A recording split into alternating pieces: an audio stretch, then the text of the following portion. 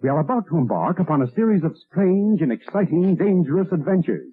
Adventures that will lead us to all parts of the world. Hello and welcome to another Bad Comic Review. This time we are looking at Universal Monsters Dracula issue 3. This is a 4-part miniseries from 2023 from Image Comics under their Skybound imprint. This was written by James Tynion IV with art by Martin Simmonds, letters by Russ Wooton, cover by Martin Simmonds, edited by Alex Antone. So a few weeks have passed since the end of last issue, and we start off with Mina and Jonathan looking at Lucy's grave and visiting. Dracula is seen on the periphery of the graveyard, but he of course can't enter because it is hallowed ground, but they don't know that. Dr. Seward tries to save Dracula's latest victim and still is having difficulty coming to terms with what's really going on. He keeps trying to do blood transfusions for these women that have been found with puncture holes in their neck and suffering from some strange form of exsanguination. Mina goes to visit Renfield at the mental asylum, and that does not go over well with Dr. Seward, and Dr. Seward's just been told that he better start consulting with Van Helsing, because if not, the hospital's going to get shut down. Parliament is not happy with the way he is handling the 10 deaths that have gone on in the past couple weeks, and his methodology they see as weird and a bit unnatural. Some of them seem to suggest that maybe he should be in his own asylum, but not as a doctor. So unfortunately for Seward, he has to consult with Van Helsing, who does seem to actually know what's going on. And while Van Helsing may be a drunk and a weirdo, he may be the only person that can save London from the vile, monstrous menace that is claiming the lives of all these young women. This issue is a bit condensed. They have to kind of move the story along rather quickly, so the embrace of Lucy that is in the book has to be a little bit rushed along here. But we see a lot more of Renfield in this one, and that was pretty interesting actually, because he is kind of our Greek chorus. He's moving the story along and revealing little bits of information here and there, while at the same time trying to appease his master, who seems to be a bit disgusted by him, and he says as much too, that he thinks his master is no longer finding him useful. And the blood transfusions do seem to be working a little bit on Renfield, because he says that he feels different now that they've done transfusions on him. So I thought that was pretty interesting, but overall this was another solid issue. It is a little bit condensed in that it's moving quite a bit of the story forward, skipping a little bit here and there maybe, but I think it does work overall for the narrative that they're doing. And I am looking forward to reading issue 4. So I am going to recommend this. I would say it's easily worth the cover price, just with the beautiful abstract art for all the reasons I've stated in the previous videos. It's definitely, as I've said before, not going to appeal to everyone, but it does have that kind of surreal, ethereal nature that does work with a lot of supernatural horror. That being said, despite the fact that the art is probably going to be a little bit off-putting to some people, I think it does work for the story, and I am going to recommend this book so far. Hopefully the payoff is good, but as of now, this is a solid recommendation. I am really enjoying this. It's way better than I expected. And that's going to do it for this episode. Thank you so much for listening and supporting the channel. If you enjoyed the video, please hit the like button, and don't forget to subscribe so you don't miss future reviews. If you'd like to help the channel out in other ways, links are in the description to various support methods, and as always, we hope to see you on the next one.